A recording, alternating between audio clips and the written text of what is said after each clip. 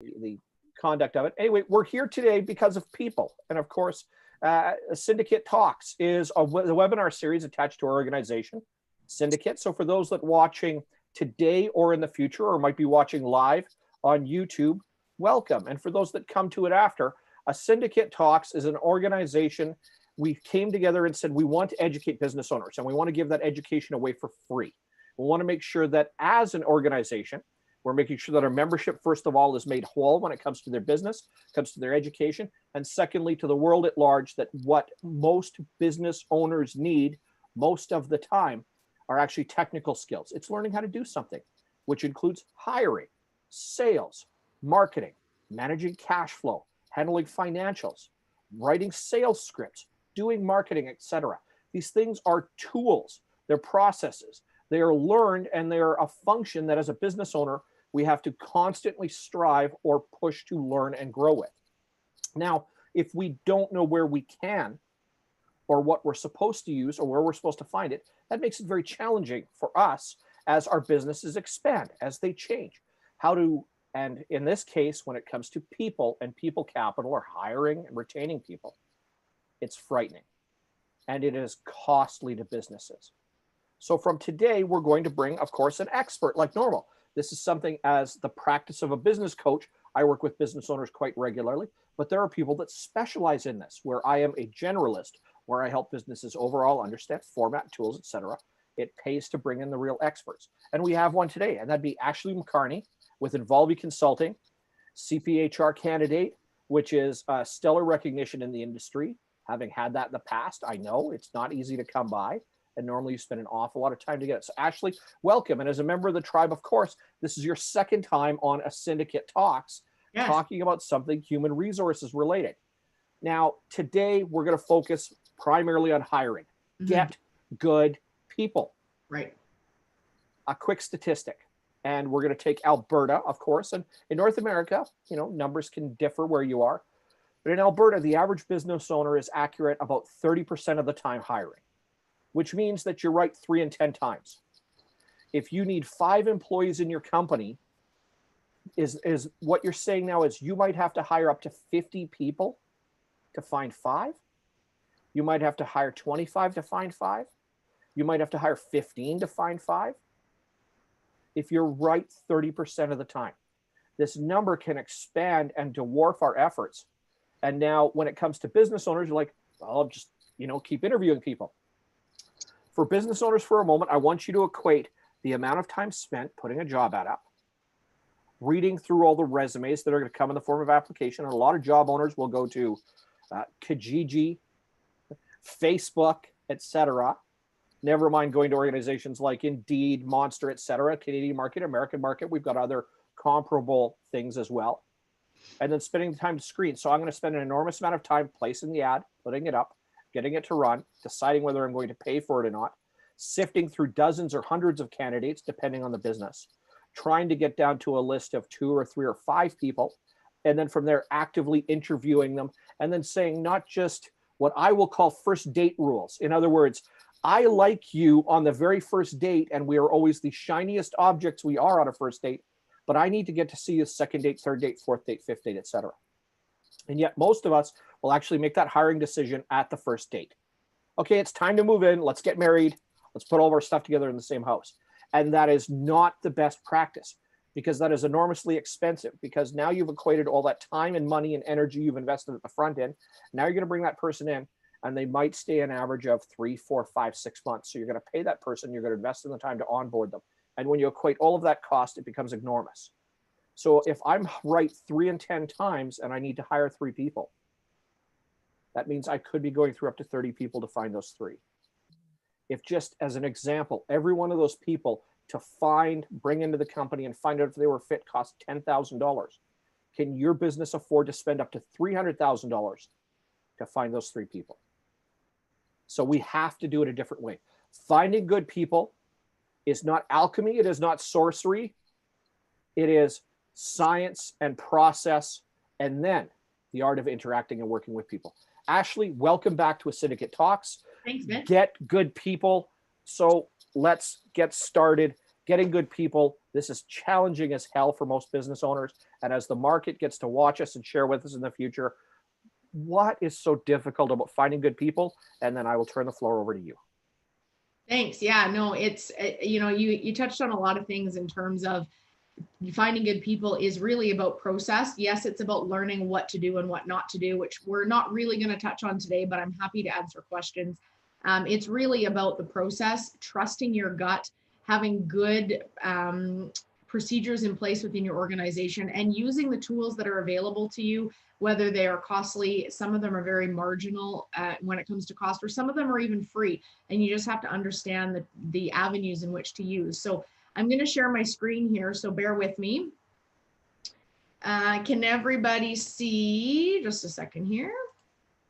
Can everybody see the presentation? Fabulous. Awesome. And so I'll start off by saying that I've been in human resources for over 10 years. I've primarily been based within organizations as their HR director, manager, senior director. And recently, over the past year and a half, I've gone off on my own as an HR consulting firm, which is Involvi. And so we help organizations with a variety of things that they might need, which includes recruiting, but by no means am I a professional recruiter, as I know there's great talented headhunters and recruiting firms out there.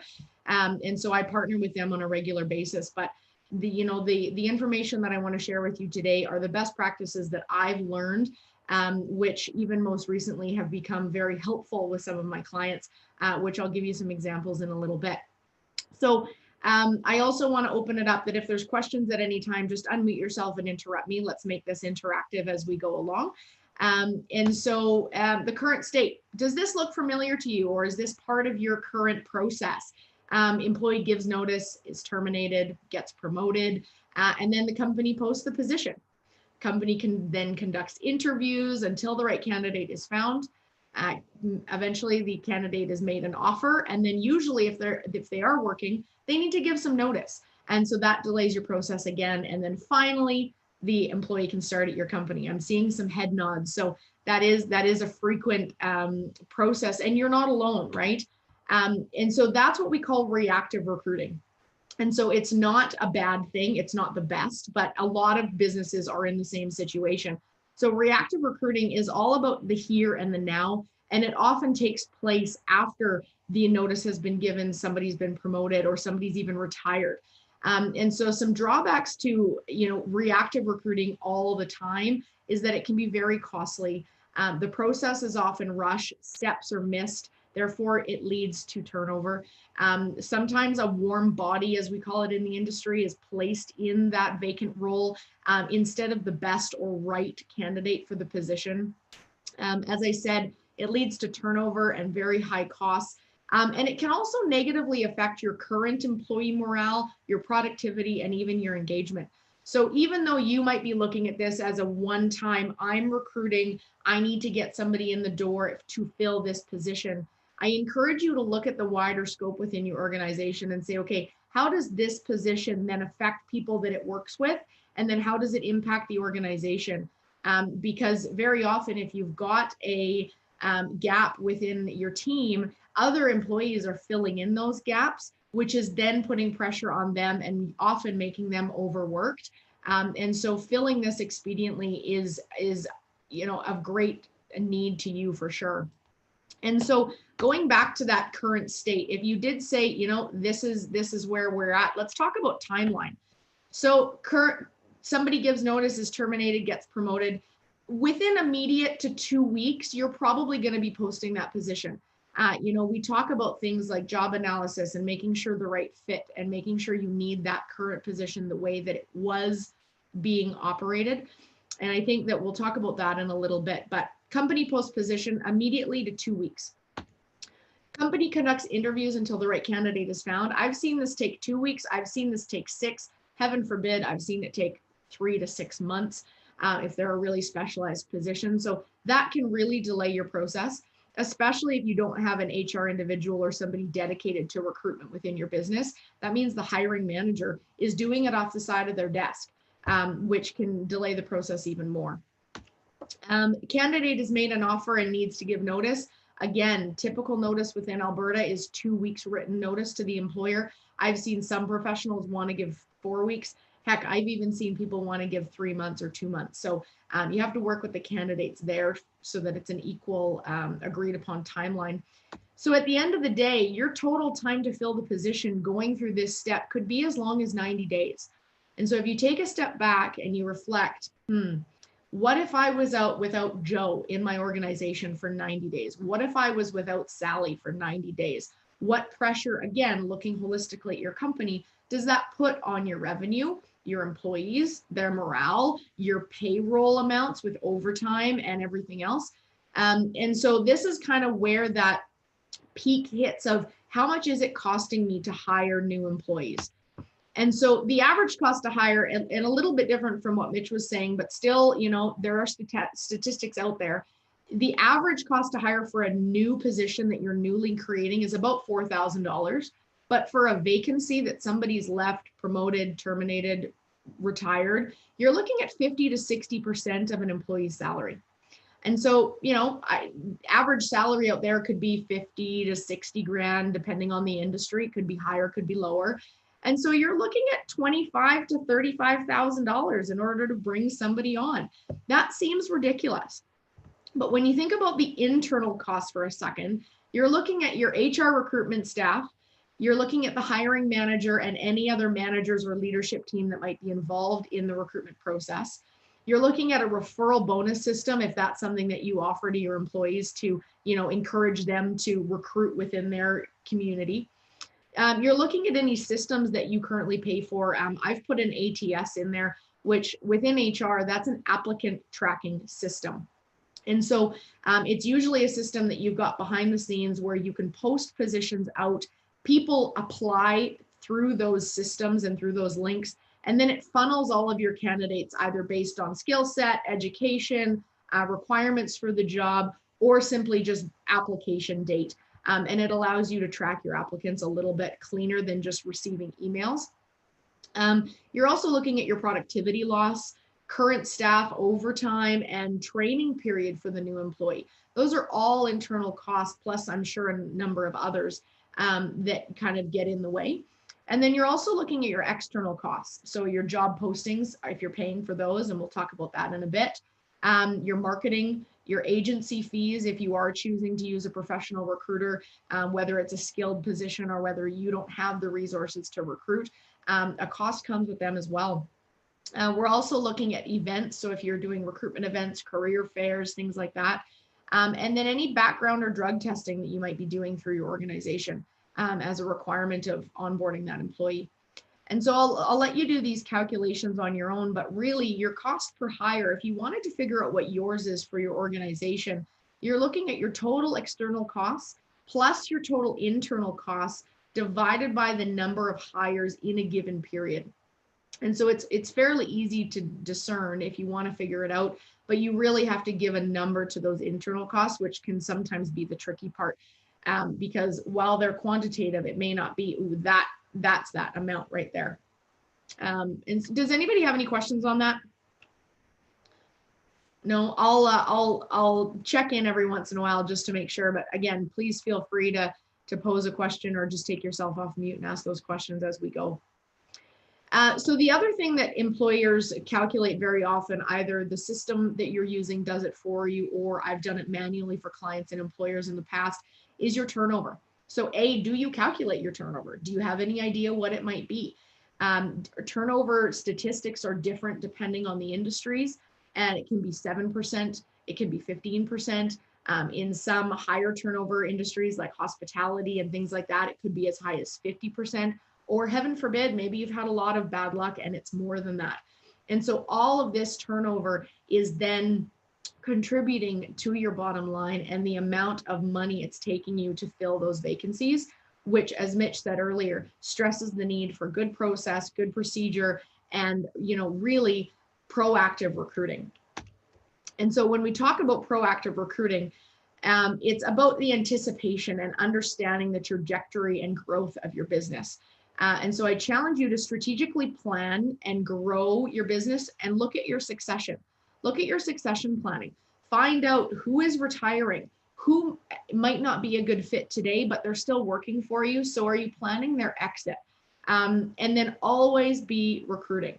And this is something we'll touch on a number of areas today, but communication is key. Make sure you're communicating to your current employees in terms of who is, who has given notice, what positions are currently vacant, what do you see coming up as new positions within the organization, and get those employees thinking about, okay, who would be a good fit? Who do I want to work with every day? Who do I know in my circle or in previous jobs that might want to come work for this fabulous company?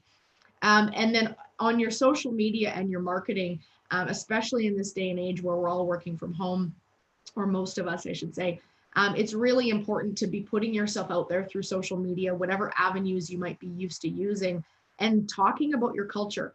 Talk about vacancies that you have, post positions through social media, and really brand yourself in a good way so that you are top of mind for those employees or those candidates when they are looking for a new job. And so make sure you're always recruiting, you're always putting that message out there. And you can even manage yourself on things like Glassdoor. So Glassdoor, if you're not familiar with it, is a very popular site where current and former employees can go on and actually leave an anonymous review about their experience with you as an employer. And so I've seen Glassdoors that are phenomenally managed, and I've seen Glassdoors that are not very well managed. And so, when you're a recruiter or a hiring manager and you're in an interview and that candidate says, so I saw these couple reviews on Glassdoor and they spout them off. Can you speak to those? It can very easily catch you off guard. So I encourage you to look at your Glassdoor page, read and review what's there. And if you need to, interact with a Glassdoor account manager so that you can start replying to those responses and managing your page so that it actually promotes you as a company as opposed to detract from the perception. Because at the end of the day, your culture is there, your engagement is there, your brand is out there, but perception is reality. And we need to remember that when candidates are coming in, because they don't know anything about your company other than what they've read, what they've heard, or what they've been told. So please keep that in mind. The other thing that I'll say is keep a pipeline of candidates. And so I've done this with a number of organizations, and it's a common practice of mine. Whereas if you always have a posting out and it says, driver or something like that, administrative assistant, if it's a position that within your company that you either grow really quickly or you might have consistent turnover, or it just might be a really difficult position to fill, keep that posting up all the time, but make it clear in the posting that this is an ongoing posting. And then when you talk to candidates from that posting that have applied, make sure you communicate. This is a posting that while we have currently no vacancies, we like to keep a pipeline of active candidates so that if something comes up, we can call you right away and move the process along quicker. And so that's a really good opportunity for you to have in your toolbox. The other thing is if you've got one vacancy and you've talked to 4 or 5 people and 3 are really great, choose the best candidate today and then appeal to the other 2 and say, look, I have to be transparent. You were a finalist. You were one of our top candidates, but unfortunately we only have one position available today, but can I keep your resume on file for future things? And I know that a lot of employers might say that, and sometimes it's meaningful and people get called from those pipelines. Other times it may just be a common response, but I'd encourage you to follow up. If that's what you're telling potential candidates, then make sure you follow up and do as you say so that that brand reputation continues and you still get that really good following of potential employees. You think about those large brands out there like Google and Microsoft, and within Alberta, ATB, they've got a following of people that want to work there. And so you emulate yourself after those brands and recognize that they've got a really good following of potential candidates.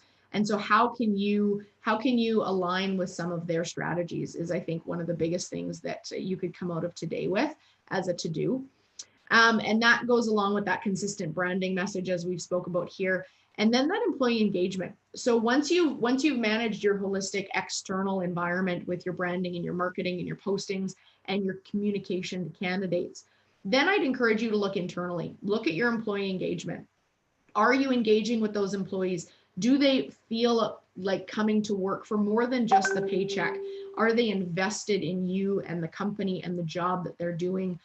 And really, the fundamental piece of employee engagement is, are they coming to work and willing to do more than just what's expected?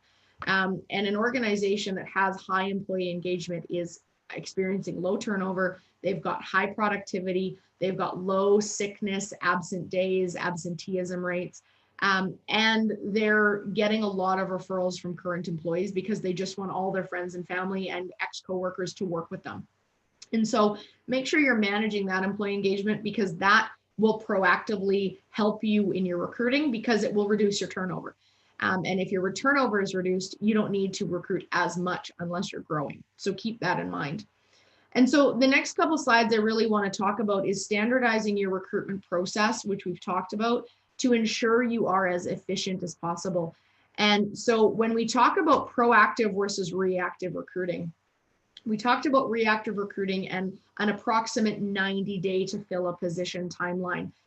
And, you know, from my experience, and no word of a lie, proactive recruiting can be about as less as, about a week.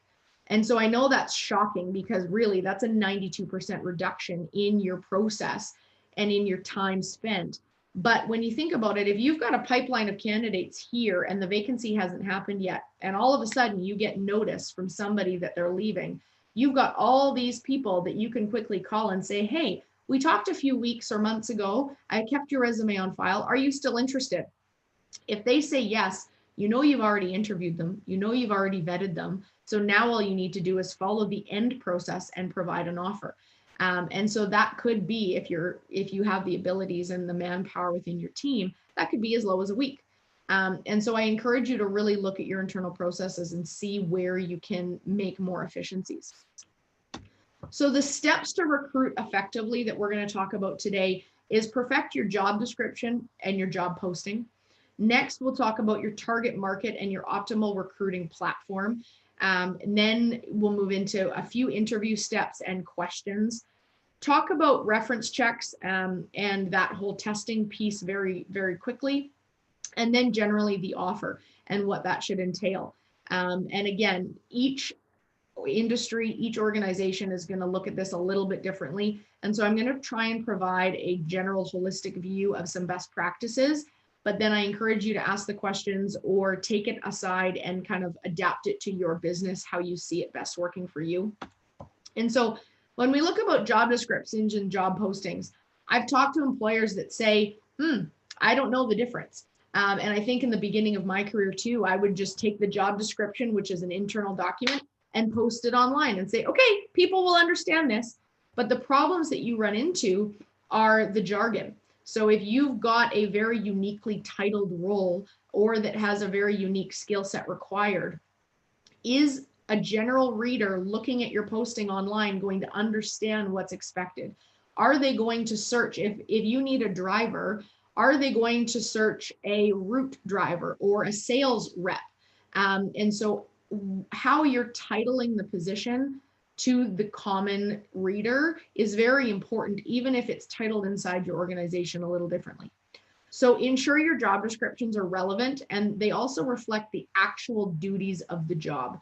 And so I'll give you an example here. In one of my previous employers, we conducted what's called a job analysis on every position that was vacant. So as soon as something came vacant or we found a new role, we would take a step back and say, okay, I know that Joe completed this role exactly as this says in the past, but is this what's needed going forward? Does Joe need to do A, B, and C, or do we need to change that a little based on the needs of the business today? And so I encourage you to take that step back and really analyze that job and make sure you're not just filling Joe's role, that you're filling it with something that's actually needed. And then I'd also encourage you to verify that the knowledge, skills, abilities, or what we call KSAs, that they're accurate. Because and I'm going to use Joe again, as Joe has moved through the organization, maybe Joe got a degree, maybe Joe got an MBA, maybe Joe got his doctorate. And so when Joe leaves the position, do you need a doctorate to fill that role? Do you need even somebody with a degree?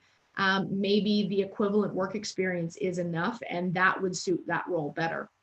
And so take a step back again, really verify that that's what you need. And then when it comes to the job postings, Create a company summary at the beginning, or sell the company. I've also heard it called a boilerplate. And so this is a document or a piece of verbiage that sells the company to the readers or the potential candidates, that introduces them to the company, introduces them to some of the benefits of working there without going into detail of your benefits plan. And so really make sure that you position the company in a really good way, that if I'm reading the job posting, it's starting out with, come work for Involvi Consulting. Involvi Consulting is an Edmonton-based organization that does XYZ. We pride ourselves on ABC, and this is what we offer to our clients in terms of growth, mobility, stability, variety within the job, things like that, that will actually excite them to keep reading. And then go into the objective of the role, the key requirements of the role, and then the experience and education that that candidate must have to meet the basic needs of the role. And so when we go back to the responsibilities of the role, within your job description internally, you may have 5, 6, 15, even 20 responsibilities that role is responsible for or accountable for. And I would encourage you to pare that down to the top 6 to 10 that are really pertinent to that role. Don't say and other duties as required. Don't say some administrative functions. Every job comes with those things. And when you make the offer, you will actually attach the job description, which is the internal document, so that that candidate can read everything thoroughly and make sure they know what they're signing up for. But when it comes to the job posting, make it attractive, hit the highlights, and get people interested and understanding what's required within that role. Do we have any questions so far? No? Awesome. Okay, thanks, guys. Sorry, there's one in the chat there, Ashley. Oh, I'm sorry. As I'm sharing my screen, I can't see them.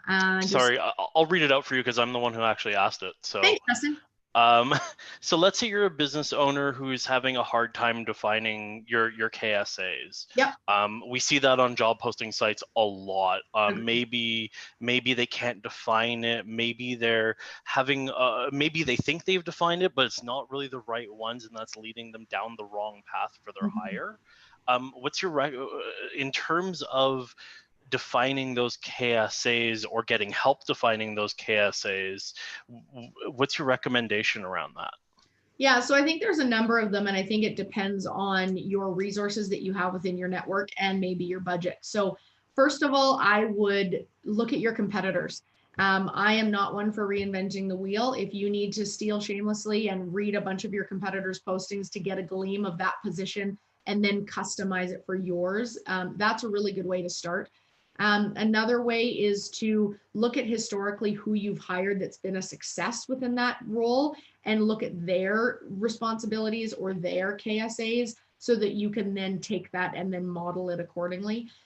You can then, take it a step further. And if you don't have an HR individual working within your organization, look at, myself or another HR recruiter or consultant that can give you their expertise and provide input on, okay, this is what it's reading to me as an external third party. What do you want it to read? And then they can massage the wording there. And then there are, obviously those professional recruiters that can do it for you. So if you say, oh my gosh, this is overwhelming, I just need this job filled, and budget might not be your primary concern, then there is a lot of fabulous, external recruiters out there that will take the job, they will review it, they will customize it, they will tweak the wording, and then they'll put it out to their network. And so if that answers your question, Justin, I think there's a couple different things there. Okay, perfect. That's perfect, yeah. Awesome. Any other questions there, guys? No? Okay, awesome. So in terms of your target market and your recruiting platform, I think this is one thing that is my biggest learning curve over my career. And I think it's a key for a lot of small to medium, even large businesses that are recruiting. And I'll go by saying I have zero partnership with any of the brands that I'm going to talk about. I have zero alliances with any of them. It's just personal experience and professional experience that I'm gleaning upon. So I encourage you to look at your organization, look at your vacancy or the role you're trying to fill and say, okay, who is my target market for this position? Much like you do for your clients, Where do you market to find the clients or the customers for your business? You're doing the same thing from a recruiting standpoint. Who is your target market for that vacant position, and how am I going to reach them? Secondly is, where do they frequent? Social media, various schools that give a designation or technical skills related to that position, or maybe professional groups like unions, different organizations that are out there that people join that you can post within them. And then how are you asking them to apply is something else. So are you asking them to provide a resume? Are you asking them to provide a short video about themselves?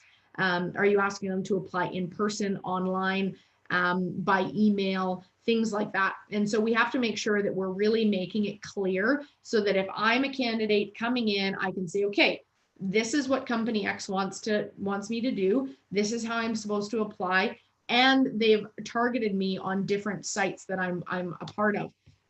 So some of those sites, and I know Mitch touched on a few earlier, but our sites are widening now that we are a virtual world, right? There's a lot of people still working day to day for sure, but we are much more virtual now. You know, we're looking at Facebook, we're looking at Kijiji, we're looking at Twitter, we're looking at Workopolis and Monster, which are some of our foundational job posting sites that have been around for a long time. LinkedIn has picked up their job postings. Indeed has become a great source. We're even looking at Instagram, as I said, union sites and post-secondary schools. And so some of those have a fee attached. Some of them have a fee or for free, and others are just for free. And so I encourage you to look at your budget, figure out what your target market is, and then what's going to be the most efficient way to find those people. And so I've had a lot of questions of, let's use Indeed for an example. Do I need to pay? Well, there is a free option, right? As with many of these, but if you do pay, how is that going to widen your reach? How is that going to expand the possibility that people are going to apply quicker? And so I really want you to look at, how can I do this the most efficient way within my budget? A lot of the post-secondary schools have very eager grads coming out, or co-op or intern students that you could use. And they also have posting sites for graduates that have left, or alumni that are coming back looking for jobs. And so there's a lot of things there that you can work within and try and be creative within your organization. The other one that we didn't even touch on here is your corporate site. And so 99% of organizations have a careers page on their corporate website, and there they do have everything that is posted. And so how do you leverage that site through your social media, through all of your online marketing, at career fairs? I know when I used to do career fairs, it used to be, can I have your resume? Great, I'll read it over. I might ask you some questions, and then, okay, we'll give you a call. Now career fairs are interactive. There's computers there. People are applying online, in the moment. They're doing ad hoc interviews in a different room on site. And so it's become a lot more efficient, and it's become real time, which is kind of where everybody's moving, especially with this digital age. So the interview process and questions. So current trends are moving towards new methods for candidates' response, and candidates' responses are much higher. So I encourage you to have authentic conversations and get to know the candidate, as opposed to basing things off a resume. So if we look at the traditional approach to interviewing and questions, you receive all your applications, you've screened them all, you've picked out those that you're interested in. And then you're looking, okay, do I do a phone interview? Most people do just to touch base, see that candidate over the phone or visually through Zoom or Skype, just to get to know them and ask them some basic questions. In that, you can cover things off like designations, your KSAs. If you have an odd work schedule, you can see if that fits for them. You can even ask things like, what are your wage expectations? I use that a lot in my phone interviews, because if somebody's, looking for $40 an hour and my budget is like 18 to 25, I need to be honest and transparent with them and say, look, we're far apart on our wage here. Can you talk to me about why $40 is where you need to be? And then shed some light as to where you're thinking. And maybe the candidate is overqualified. Maybe the candidate is changing industries and think that they can get what they got previously. There's a lot of discussion that can happen there. But these opportunities are a very good time for you to actually get to know the candidate and ask some of those tough questions. The interview, I also find, is a two-way street. So you're interviewing that candidate to work for you and your company as much as they're interviewing you. And that should be the case if you're looking for a long-term employee, because we all know we work with our colleagues almost more than we visit our family at home, you know, especially in the traditional go to work every day sense. And so you have to understand and make sure that this is a good fit for the candidates, and they have to make sure of that too. So, you know, back to that traditional sense, we've got the interview, the first, second, and or final interview, depending on how many stages you've currently got. And then if you do any assessments or a work trial, which we'll talk about within the new methods. And so those are some of the things during the interview process that are commonly done within organizations. If we look at new methods, you know, adapting to the new age of digital recruiting and things like that, we look at Zoom and digital interviews. You know, I encourage you to physically see somebody on a screen or, you know, in person before you bring them on board, because I think that adds another layer of that interaction, and those expectations are a little bit more solidified. I also have seen it really successful that do a coffee chat as opposed to a formal interview.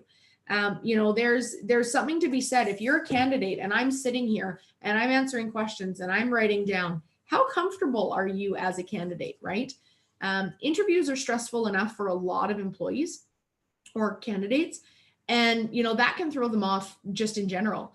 And so if you relax the environment, you go in with a predetermined set of questions that you'd like to ask, and then you just have a conversation. Oftentimes, a lot of information will come out of that conversation, even more so than a very structured interview. I've also seen group interviews. When I used to work at a major retail chain, we used to bring in, you know, 15 employees at the same time, or candidates at the same time, have a group interview, get them to work together, see the leaders rise, see different people interact with their learning styles and their communication styles. And with a number of managers or leaders in the room, it allowed us really to assess who was a good candidate, who was a good culture fit, who was technically inclined versus who was a leader. And then unfortunately, it also made those candidates that weren't a good fit stand out so that we could make a better recruiting decision. Get employees involved is the next point I'm going to say. So with regards to that coffee chat, a really good process I've used again in the past is HR and the hiring manager will do the initial interview to make sure that this candidate has the KSAs required to do the job, and that they meet the basic qualifications. And then get a few of your team leads or senior employees together and say, hey, can you guys take this candidate out for coffee? Get to know the candidate.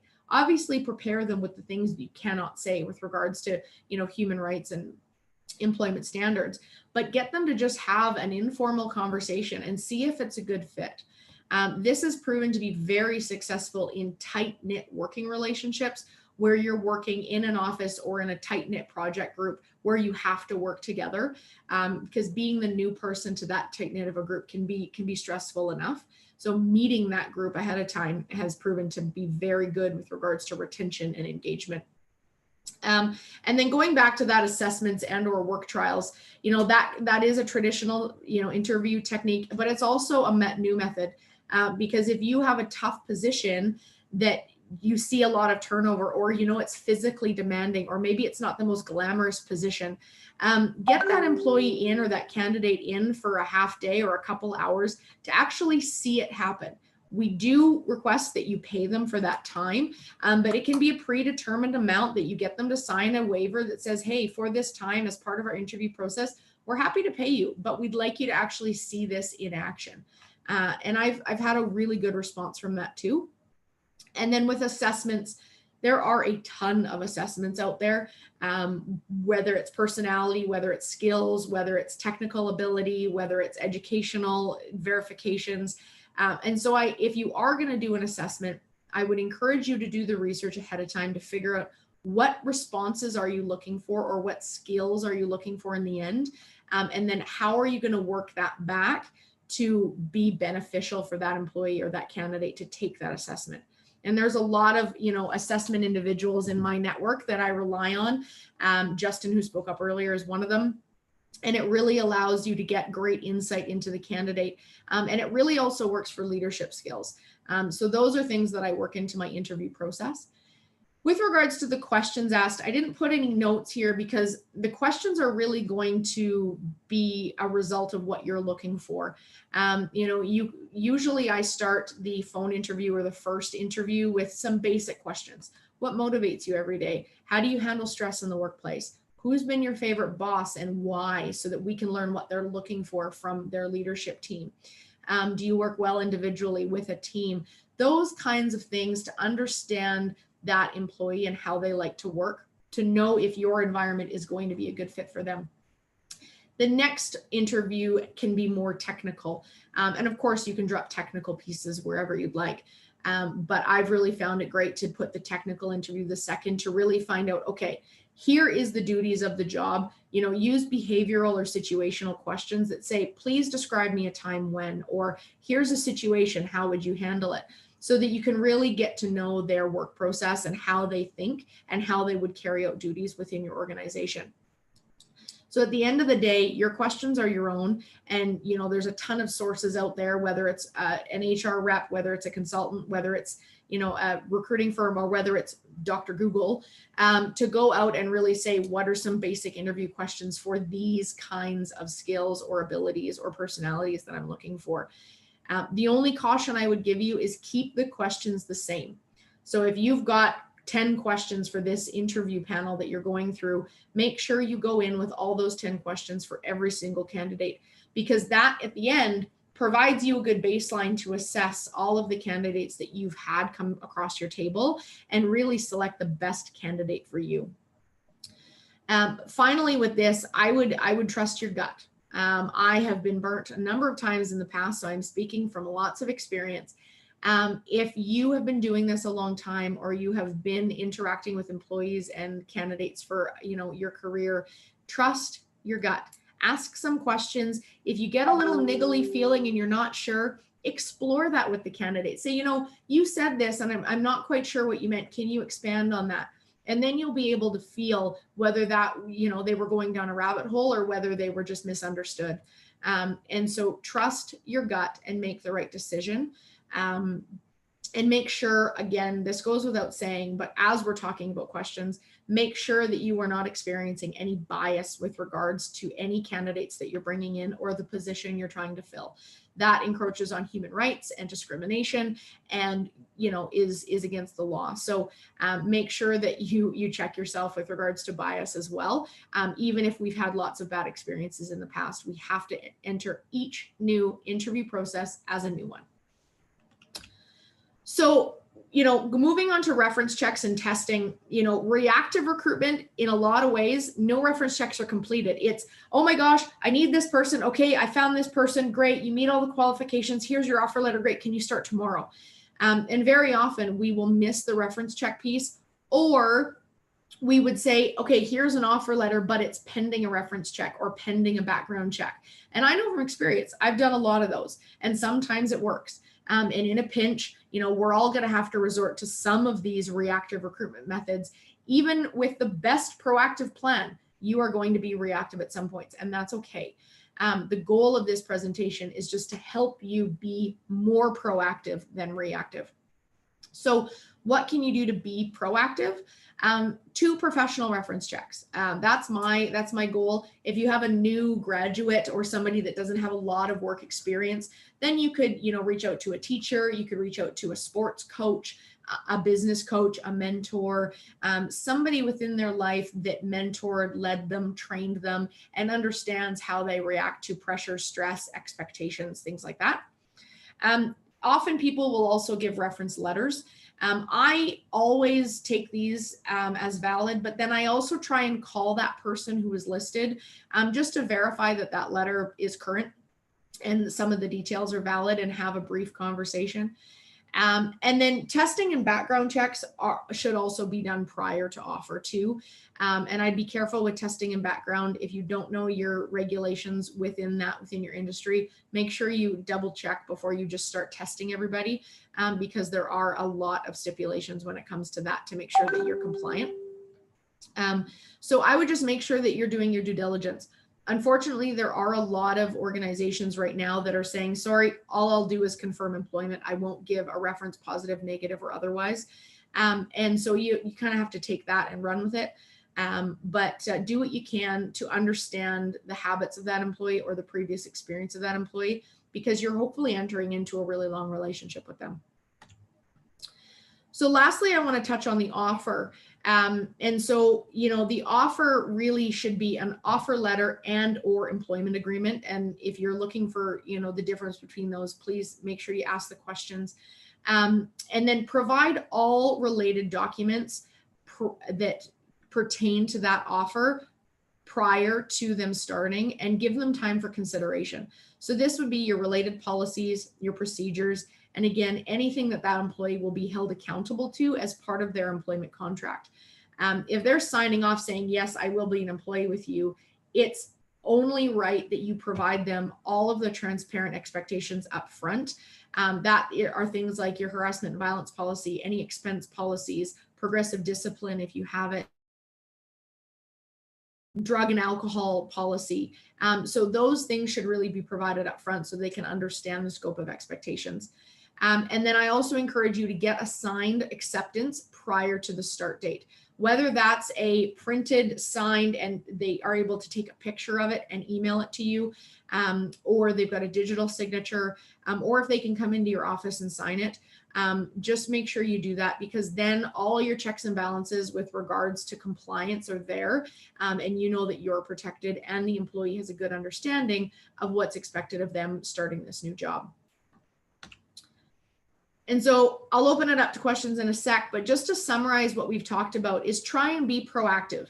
As I said before, you're not going to be proactive 100% of the time, but try and put those foundations in place to allow you the time to be proactive, to make sure that you've set yourself up for success. Define your job description and then translate it into that job posting for external eyes. Look at your target market of candidates. Who are you trying to recruit for? And what's your optimal recruitment platform that you should be using, or are there multiples? Look at your interview steps and make sure everybody involved in that process understands them. So if you need the hiring manager and one other manager and maybe a team lead involved in this process, have that conversation ahead of time to say, okay, this is what we need from everybody. These are the time commitments, and this is hopefully our timeline. Can you all meet those? Because the last thing you want is say, oh, I've got an interview at 2 o'clock. Can you make it? And everybody says no, right? So make sure you've set your internal team up for success. And make sure that you've got your questions, you've standardized them, and that the answers to those questions are going to provide you the knowledge and comfort in looking at that employee candidate as a potential employee. Second last, complete the reference checks and get any testing done previous to them making an offer, and then give that candidate time for consideration. So thank you so much for your time today, guys. I know we've got a little bit of time left, so I'd open it up to any questions, or Mitch, if you have any other topics you want to kind of touch on or focus on, I'd love to chat about that. And then these are just my contact details if anybody has offline questions. Ladies and gentlemen, thank you for joining us. Questions, commentary right now, any thoughts, and of course, being able to communicate and connect with Ashley after is going to be incredibly important for you going forward in the business. I know because I use her quite regularly when it comes to my clients now, and I'm starting to make referrals in that direction too. So it's going to be very helpful for your business as well to at least have the resource to talk to from there. So questions and comments, floor is open. No? I have a question, and sorry, I'll get my video on here too. But when it comes to hiring for my business, a lot of times it's somebody that has no freaking clue what we do. And yeah. I put it in the ad, like it's all there. So really what it comes down to is I'm typically training a new person each and every time. Yeah. They're typically a little bit younger. So it's really about attitude is what I'm looking for, is the person that's willing to learn and willing to grow and that sort of thing. So, I mean, what types of questions would be ideal, or what type of wording in an ad would be ideal to weed out the idiots. I mean, there's so many times I get people that think they can DJ and they think they can be Tiesto or whoever right off the hop. And that's not even where we're going, because we're dealing with weddings and stuff like that. I mean, that's a big deal. I'm sending people out to look after somebody's wedding day. So I need to make sure I get the right people. Yes, speaking from experience, you do. So I think there's a lot to unpack there. And I think some of it we can take offline in terms of what are the questions that you would be asking. I think those are specific to your business, Tarsi. But in terms of, making sure that you're, looking to find people that are willing to learn, ask those behavioral questions. Like, talk to me about a situation that you were put in that you knew nothing and you had to figure it out. How did you do that? Right. And ask those open-ended questions and actually cause them to think in that interview and think on their feet. You can also ask, talk to me about your training periods at your previous jobs. How do you like to learn? What's your learning style? What do you look for from your manager? And those kinds of questions will really gleam if they need their hand held, or if they're like, oh no, I got this. I went into that job. I knew what I was doing. I was fine. Right. And so you can learn a lot from that. And then from their answers, ask other questions that will help you expand. And then I think you asked another question at the beginning of that with regards to, how do you market yourself in terms of getting people that are willing to learn? Was that the other piece of it? Yeah, kind of wording the ads, so to speak. Yeah. And again, I think that's customizable for you offline, but in a general sense, it's really, asking the questions at the beginning of that boilerplate, advanced entertainment does X, Y, Z, or have you always wanted to be a DJ? Let us help you. We're looking for people that are willing to learn and that want to do this and If this fits the bill, read below and apply for this job. Right. And so you have to put your marketing hat on a little bit to sell yourself in the beginning of that posting. But at the end of the day, it's about the interview questions and gleaming whether they're willing to learn or not, and molding them accordingly. And the other piece of it is setting your expectations. There's nothing wrong in an interview for you saying, look, I've had people that have not understood this, and you are managing the music at somebody's wedding. Do you realize, have you been married? Do you realize what a special day that is? Do you realize the pressure that we are under to make this perfect? Right. And kind of talk it through with them and see their response. And that will help you understand their situation. Cool. To mirror what Ashley's saying right now, job ads are no longer technical documents or no longer technical processes anymore. They are marketing for your business. And in fact, the number of competitors and vendors or clients and customers that you're working with that are at least casually aware when you are hiring and taking that as an indicator that your business is doing well is incredibly important. So the show that your business puts on when it's looking for staff, the language choices it has, and the way it goes about doing it is incredible. To change it over to the other side for a moment, the number of people that have gone into ads, depending on role, and one of them that stands out most of all is the number of marketing professionals that have made cereal boxes for their resume, or the people that have sent custom donuts with their resume attached to the top just to apply for a job because they know that they're going to grab the attention of the hiring manager, HR professional, et cetera, right? Mm-hmm. So presentation is critical and vital. And that becomes then for your business far more about marketing than it does about actually attracting good talent. Because if you get enough eyeballs, then you're gonna get the curious. If you get the curious, you're gonna get the enlightened, the interested, or the intelligent. They're going to look to respond to you. And then when you're interviewing as well, to back up to the beginning and to add what Ashley said, and asking questions in a way and asking those questions that you think to yourself, I should have asked the last time, should absolutely come into this one. But you should be asking as well about conflict resolution, how people are going to deal with people. And Tarsi, for your business, people are going to be working with other people in public. How do they deal when somebody is drunk making the same request all in a row? How many times can one drunk person ask for Cotton Eye Joe? I don't know, but we're about to find out. And that's that is a question I ask anyway. That one, how are we going to deal with drunks? Yep. How are we going to deal with drunks? But how are you going to deal with me? How are you going to deal with a disgruntled groom? How are you going to deal with somebody at a birthday party? How are you going to deal with, et cetera? How are you going to deal with everybody at 1 o'clock in the morning at karaoke night on a Thursday, if we can ever get back to that? So these are questions that must be asked ahead of time, because more important than the answer is the way they think they're answering for you. In other words, are you answering to me as the interviewer trying to impress? Or are you answering because it's thought-provoking or you actually have something to say? So the further or the deeper you can go in lines and layers of questions, the more likely you are to get a sense of who the real person is. And then the more likely you are to be able to come up with a really solid judgment whether or not they can fit for your business or not. And I think just to add to that, Tarsi, is once you, I mean, for those that have been recruiting for a long time, or, you know, if you're new to it, once you've been doing it for a while, you will learn if somebody comes to an interview with all of their answers memorized in their head, because they will sound like they're, you know, reading a book, right? And it's not authentic. The conversation doesn't flow. There's a clear stop, middle, and end to every answer that they've got. And so I encourage you to, you know, pull those people out of their comfort zones and challenge them a little bit in the interview so that you can see their authentic self.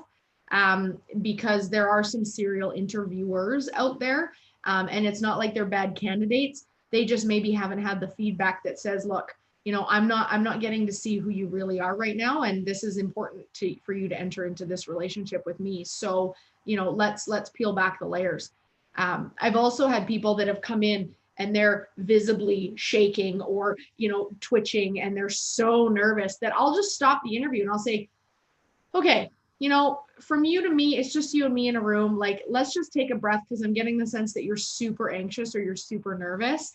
So what can I help you how can I help you kind of relax in the moment so that this is a beneficial interview for you?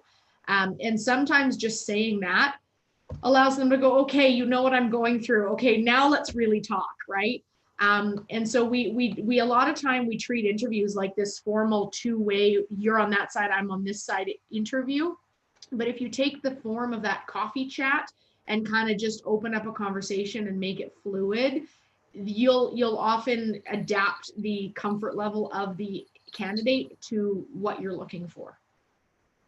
Very cool. Well, Yeah. thank you for that. Yeah, and we should probably talk offline as well. But I have to step away, you guys. I got to Zoom with Matt right away. So talking Absolutely. about barter pay. So we will talk to you guys very soon. Thanks for joining, Tarsi. Thanks, Ashley.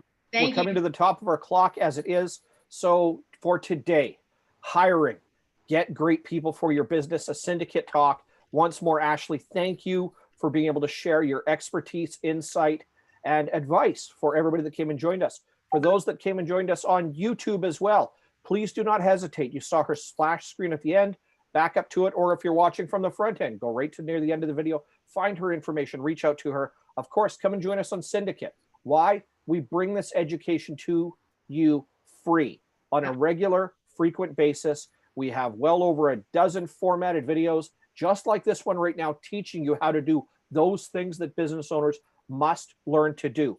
Ashley, again, thank you for your hospitality, for your time, your attention, and details. To the audience that joined us today right here on the webinar, you are going to be YouTube famous to a certain extent.